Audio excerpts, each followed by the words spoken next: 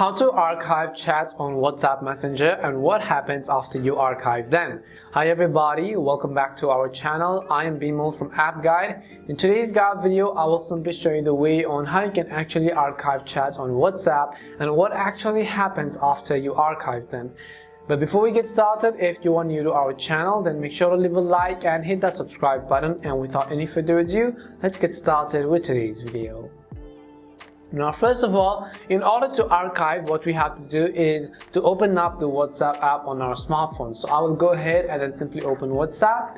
Once you open WhatsApp, you can see that this is how the interface is going to look like. And in order to archive a certain chat, what we will do is simply go ahead and then long press on that particular chat which we want to archive.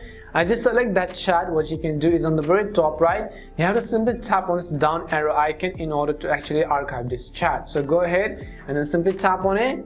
And as you can see, we have successfully archived the chat, and this is how you can actually archive chats. But the main question also remains, what happens after you archive them? Well, do not worry, none of your messages and all are going to be deleted. The only thing the archiving does is to simply hide them from the main chat screen and then move them to the archive folder. So for example, if you were making a tutorial video like me, just for the example, and you had a certain personal chat, you didn't want to reveal that to the public, you could simply select and archive those chats and no one will be able to see it until and unless you go ahead and open the archive folder. So in order to view the archive folder, you have to tap on the section which is archived. So tap on it and you'll be able to see the chats you archived. If you open and see it, you can also see that none of the chats and so on are actually deleted.